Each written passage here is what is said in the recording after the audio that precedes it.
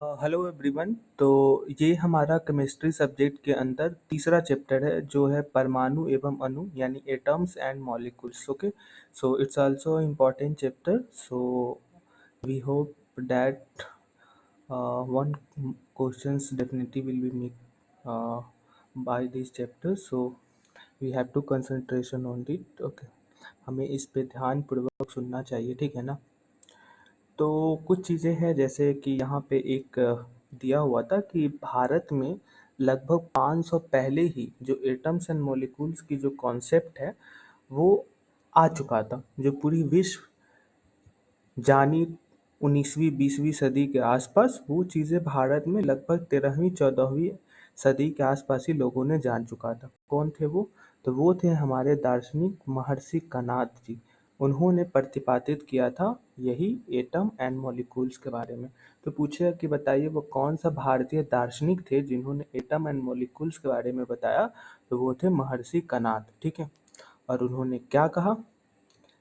इतना तो पूछेगा नहीं, बट इतना याद रखना है कि वह सूक्ष्मतम कण अविभाज्य रहेगा। मतलब वो छोटे छोटे कणों की बात कर रहे हैं जो मतलब अविभाज्य रहेगा, अलग अलग भाज्यों में रहेगा, जो कभी मतलब भाज्य नहीं होगा, ठीक है ना।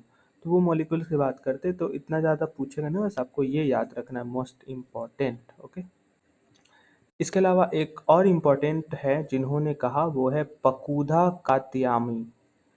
ये भी भारतीय दार्शनिक ही है जिन्होंने एटम एंड मॉलिक्यूल्स के बारे में अपनी अवधारणा दी थी। तो हो सकता है मोर देन वन में क्वेश्चन पूछे, है ना।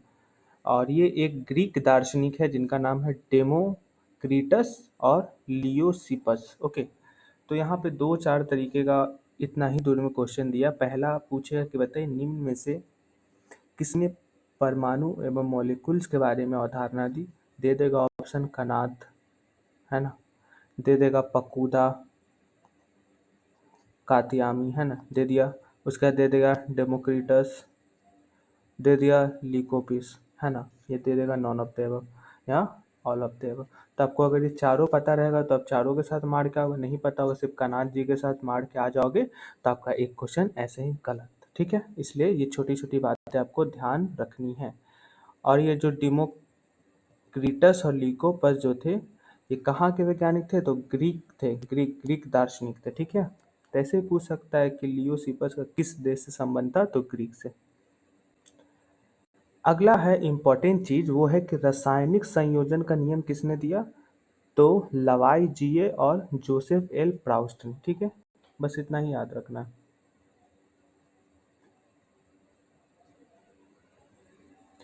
एक यहाँ पे इम्पोर्टेंट चीज दिया हुआ है, द्रव्यमान संरक्षण का नियम, ठीक है। तो इसके अनुसार क्या होता है कि हम किसी रासायनिक अभिक्रिया में द्रव्यमान का न तो सृजन करते हैं और न ही विनाश करते हैं, ठीक है। मतलब अगर कोई द्रव्यमान है किसी भी चीज का, ठीक है ना, तो इसका हम ना सृजन करेंगे, मतलब ना ही हम इसे प्राप्त करेंगे और न ही इसे विनाश करेंगे। मतलब अगर 1 रुपया है तो नहीं इसको हम 0.50 पैसा बनाएंगे और नहीं 2 रुपया बनाएंगे, बल्कि इसे 1 रुपया ही रखेंगे, ठीक है। इसमें बात भी किया गया है संरक्षण। तो संरक्षण हम किसका करते हैं? कोई भी ऐसी चीज का जिसका नाम विनाश करते हैं ना, उसमें कुछ ऐड करते हैं। जैसे आप देखते हैं म्यूजियम में तो क्या है, संरक्षण ही करते हैं ना। तो उसमें थोड़ी, अगर ये मूर्ति है तो इसमें आके बगल से कान लगा देते, इधर से नाक लगा देते, ठीक है। तो इस तरीके से आपको याद रखना है। यहाँ पे एक चीज दिया हुआ है कि अगर हम यौगिक जल में करें जिसमें हाइड्रोजन और ऑक्सीजन का मात्रा दिया हुआ है द्रव्यमान में, तो उसका अनुपात कितना होता है? 1:8। क्यों? क्योंकि हाइड्रोजन का कितना होता है द्रव्यमान? तो 1 होता है ना, और ऑक्सीजन का कितना होता है? 8। तो इस तरीके से आपको याद रखना है, ठीक है। और अगर कुल पूछे कि जल यदि अपघटन करेंगे तो कितना है, तो 9 ग्राम का अगर हम अपघटन करेंगे जल का तो कितना बनेगा? 1 ग्राम हाइड्रोजन और 8 ग्राम ऑक्सीजन। इस तरीके से दूसरा चीज का दे सकता है। यहाँ पे आप इंपॉर्टेंट है NH3 दिया हुआ है, तो 3 दिया मतलब 3 हाइड्रोजन की बात हो रही है, और N का कितना होता है द्रव्यमान? तो 14। तो ये सब छोटी छोटी बातें आपको पता होना चाहिए। अगला इम्पोर्टेंट है जॉन डाल्टन नाम के वैज्ञानिक का। यह इंग्लैंड के गरीब जुल्हा परिवार में जन्म लिए थे। पहली इंपॉर्टेंट इन्फॉर्मेशन है। आजकल बीपीएससी कहीं भी जा रहा है, इसलिए हमें एक एक चीज के बारे में याद होना चाहिए। इन्होंने गणित, भौतिकी और रसायन शास्त्र कहाँ से पढ़ा? मैनचेस्टर से। मैनचेस्टर कहाँ है? इंग्लैंड में है। ओके,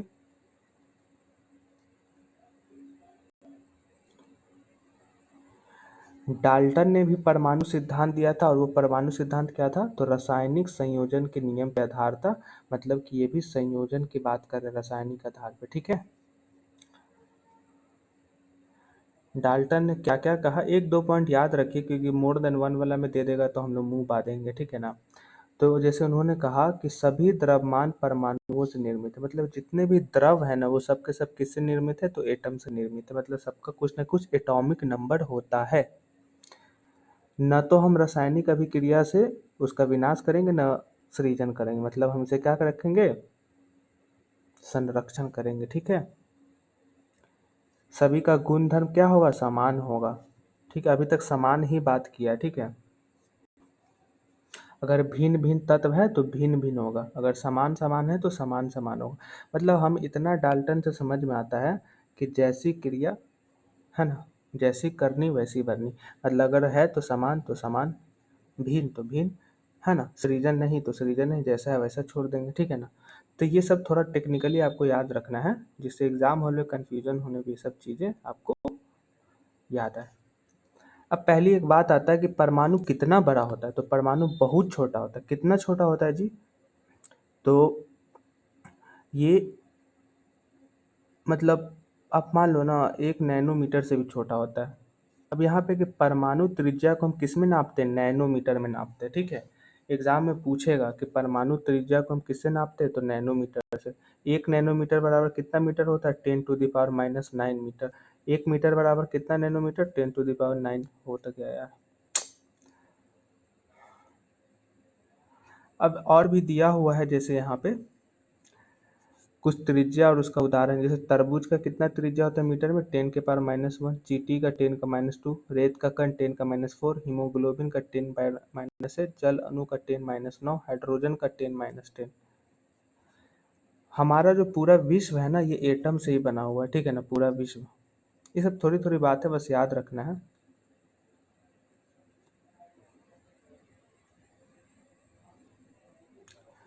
अब यहाँ पे एक चीज है कि विभिन्न तत्वों के परमाणुओं के आधुनिक प्रतीक क्या है? तो डाल्टन जो थे वो पहले वैज्ञानिक थे जिन्होंने क्या कहा कि तत्वों के प्रतीक का प्रयोग अत्यंत विशिष्ट अर्थ है। मतलब पूछेगा एग्जाम में कि बताइए कि तत्वों के लिए प्रतीक का प्रयोग किसने किया? मतलब ये हाइड्रोजन है, तो इसको हम कैसे जानेंगे? ऐसे है या ऐसे है? तो मतलब वो फोटो बनाए और बताए कि देखो ये ऐसा फिगर, एक एग्जाम्पल ले तो ये हाइड्रोजन है, ऐसा है तो ये हीलियम है। तो ये बताया, तो ये ऐसा कौन पहला वैज्ञानिक थे? तो डाल्टन थे।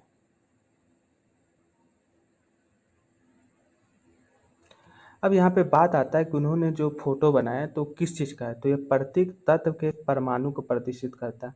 मतलब किसी भी जैसे ये गोलाकार है बीच में, तो किसका प्रदर्शित कर रहा है? कार्बन का। बस, और कुछ नहीं।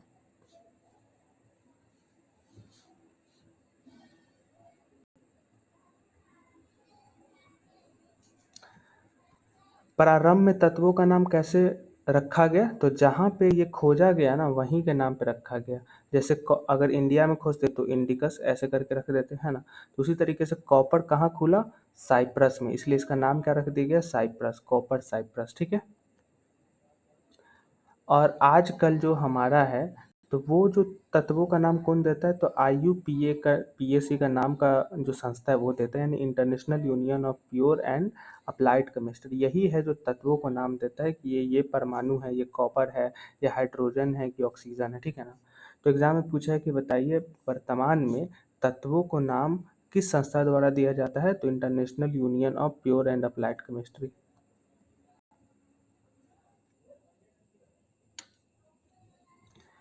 अब यहाँ पे एक चीज उदाहरण आता है कि कुछ तत्वों के प्रतीक उनके अंग्रेजी नाम के प्रथम अक्षर तथा बाद में आने वाले किसी एक अक्षर को संयुक्त करके बनाते हैं। मतलब कि अगर जैसे उनका नाम है, जैसे मान लो ना कि जैसे नाम है अखलाक, ही नाम है, मेरा ही नाम है। ठीक है ना? तो ये क्या करेगा? पहला ये ले लेगा ए, है ना, और फिर ले लिया ई, हो गया अखलाक। बस सिंपल। ठीक है,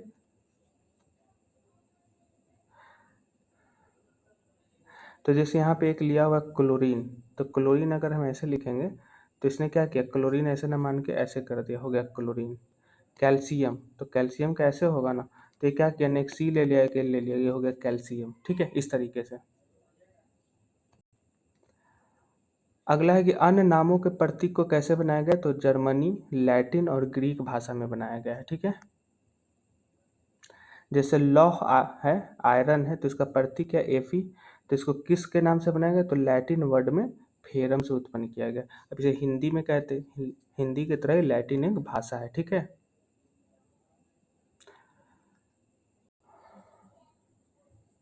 अगला है कि डाल्टन के परमाणु सिद्धांत की सबसे विशिष्ट संकल्पना परमाणु द्रव्यमान की थी। मतलब उन्होंने बताया कि परमाणु द्रव्यमान का क्या परमा है। ठीक है ना, उनके अनुसार प्रत्येक तत्व का एक अभिलक्षणिक परमाणु द्रव्यमान होता है। तो एग्जाम में पूछेगा कि वो कौन सा वैज्ञानिक है जिन्होंने बताया कि प्रत्येक तत्व एक परमाणु द्रव्यमान से इंगित होता है, या किन्होंने संकल्पना की कि परमाणु द्रव्यमान का से संबंधित तत्वों का अभिलक्षण होता है, तो वो आपका डाल्टन जी है। ठीक है,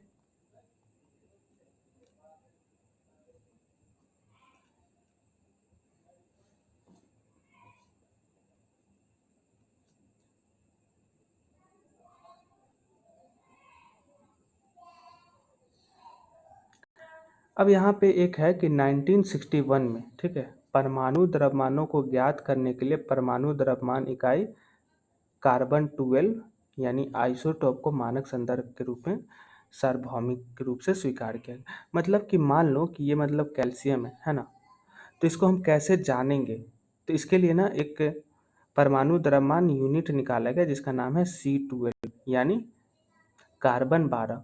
तो हम क्या करते हैं, परमाणु द्रव्यमान को कैसे जानते, पूछेगा एग्जाम में कि बताइए किस के माध्यम से परमाणुओं को हम ज्ञात करते हैं, उसे जानते हैं, तो C12 है ना, यानी कार्बन 12 के माध्यम से।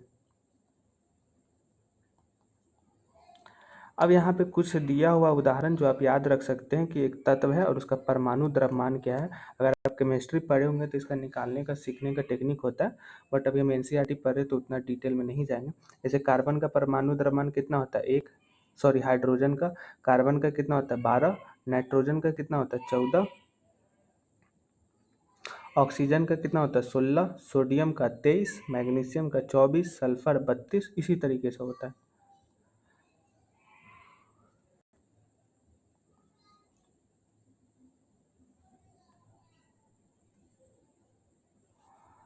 अब यहाँ पे कुछ उदाहरण दिया होगा कि केवल एक परमाणु द्वारा निर्मित तत्व कौन कौन से हैं, तो आर्गन, हीलियम।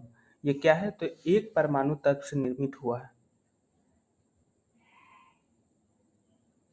ऑक्सीजन कितने परमाणु अणुओं से बना है, तो 2, हम O2 लिखते हैं। आर्गन को हम सिर्फ Ar लिखते हैं, अगर हम Ar2 लिखते तो ये भी कितना होता, 2 परमाणु तत्वों से निर्मित होता। अगर हम यही O2 के जगह अगर हम O3 लिख देंगे तो इसे हम क्या पढ़ेंगे, ओजोन पढ़ेंगे। तो ये ना आप जिस तरीके से दिया होगा, अगर वहाँ पे दिया होगा H2O, तो इसमें हाइड्रोजन कितना है 2, ऑक्सीजन कितना है 1, तो इसमें कितना परमाणु तत्व का हो रहा है, तो 3 हो रहा है। इस तरीके से आप ना नंबर देख के याद रखेंगे। अब ये इसमें एक परमाणु 2 परमाणु याद करने की ज़रूरत नहीं, जब आप देखोगे तो आपको खुद ही समझ में आ जाएगा।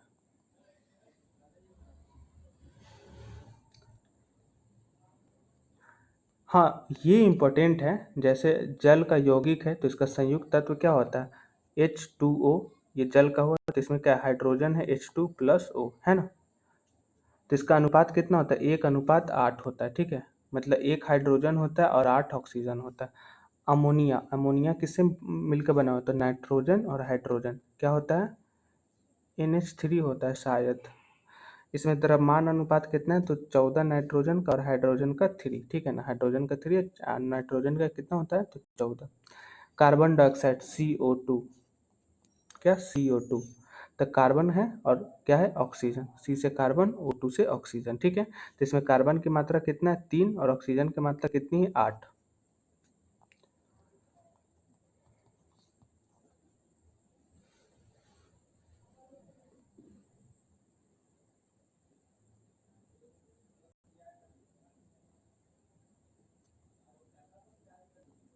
इसमें जो इम्पोर्टेंट होगा बस उसे ही देखेंगे।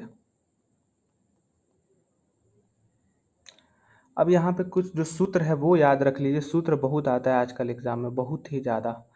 जैसे हाइड्रोजन क्लोराइड का रासायनिक सूत्र कितना है HCl, हाइड्रोजन सल्फाइड का रासायनिक सूत्र H2S, कार्बन टेट्रा क्लोराइड का सूत्र CCl4,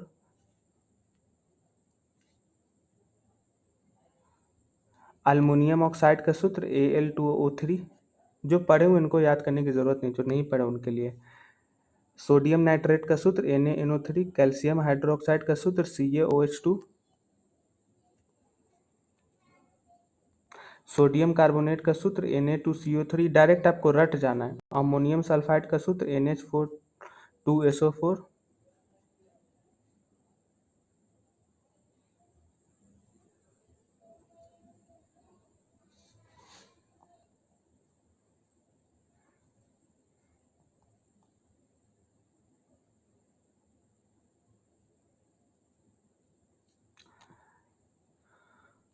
अब देखिए सोडियम क्लोराइड का इकाई सूत्र कितना होगा, तो 58.5 U, ठीक है ना। अब इसको निकालने के सीखने के लिए ना बहुत टाइम लगेगा। तो ऐसा क्वेश्चन आप मान के चलिए ना कि एक क्वेश्चन हमको नहीं आता है, क्योंकि हम ना एग्जाम में हमें टाइम भी तो रहता है ना, 120 क्वेश्चन 150 क्वेश्चन बनाना है, तो इट्स नॉट इजी वर्क।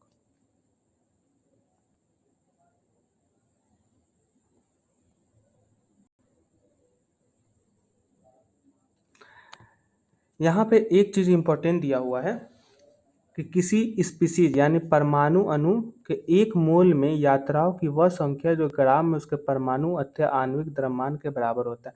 मतलब कोई स्पीसीज है ना, ठीक है ना, मतलब मान लो कोई स्पीसीज, मतलब कोई परमाणु अंक ही ले लो, जैसे मान लो कि O2, ठीक है ना। तो इसका जितना मोल का मात्रा होगा ना, वही उसका क्या होगा, आणविक द्रव्य भी होगा, मतलब वो बराबर होगा। तो ये एग्जाम में याद रखना है कि किसी भी स्पीसीज का मोल का मात्रा उसके परमाणु या आणविक द्रव्यमान के बराबर होता है, न कि कम और ज्यादा होता है, ठीक है। यहाँ पे एक मोल का मान कितना होता है, 6.22 इंटू 10⁻23। कई बार ये क्वेश्चन आ चुका है।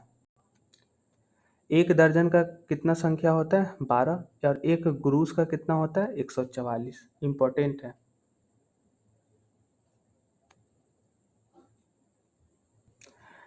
हाइड्रोजन परमाणु का द्रव्यमान कितना होता है, तो 1 मोल, अतः हाइड्रोजन ग्राम का भी परमाणु द्रव्यमान कितना होगा, 1 ग्राम, ठीक है। मतलब यहाँ पे एक चीज समझने वाली है कि परमाणु के मोलर द्रव्यमान को ग्राम परमाणु द्रव्यमान भी कहते हैं। मतलब मोलर द्रव्यमान, अगर परमाणु किसी का मोलर द्रव्यमान 10 U है, ठीक है ना, तो इसका परमाणु द्रव्यमान भी कितना होगा, 10 ग्राम। तो ये ऐसा एग्जाम में पहले आ चुका है, दे देगा कि बताइए 20 मोल द्रव्यमान है, ठीक है, दे दिया। अब पूछे कि बताइए इसका परमाणु द्रव्यमान ग्राम कितना होगा, तो इसमें क्या होगा, 20 ग्राम, ठीक है। सीधे सिंपली ये याद रहेगा, बन जाएगा क्वेश्चन।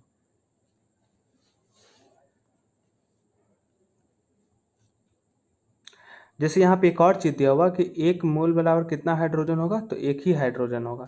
अगर 10 होगा तो 10 ही हाइड्रोजन होगा, ठीक है ना।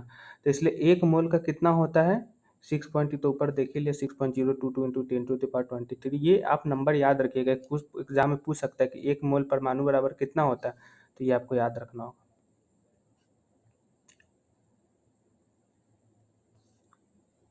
अब यहाँ पे एक दिया हुआ कि अगर 16 मोल ऑक्सीजन में केवल एक ऑक्सीजन परमाणु है, तो अतः 16 ग्राम ऑक्सीजन में कितना होगा। तो आपको पता है कि जितना मोल होगा उतना ही 16 ग्राम में भी होगा।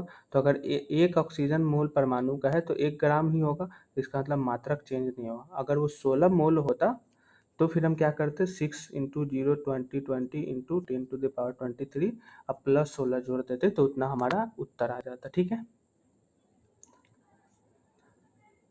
अब यहाँ पे एक वैज्ञानिक है विल्हम ओस्टवाल्ड, इन्होंने मोल शब्द प्रस्तावित किया था। तो एग्जाम में पूछा कि बताइए मोल शब्द किस वैज्ञानिक ने प्रस्तावित किया था, तो विल्हम ओस्टवाल्ड ने, ठीक है।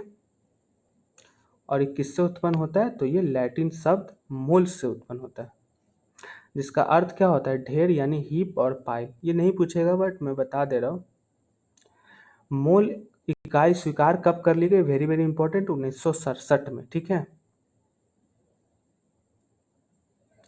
और परमाणु एवं अणुओं की बृहद संख्या को निरूपित करने का, नहीं ये सब क्या। हाँ, जैसे पूछ सकता है कि बताइए निम्न में से परमाणु एवं अणुओं के बृहद संख्या को निरूपित करने के लिए सर्वोत्तम उपाय क्या है। मतलब आसान उपाय कौन है जिसके माध्यम से हम परमाणु और अणुओं की इकाई को जान सकते हैं, तो मोल इकाई के माध्यम से, ठीक है।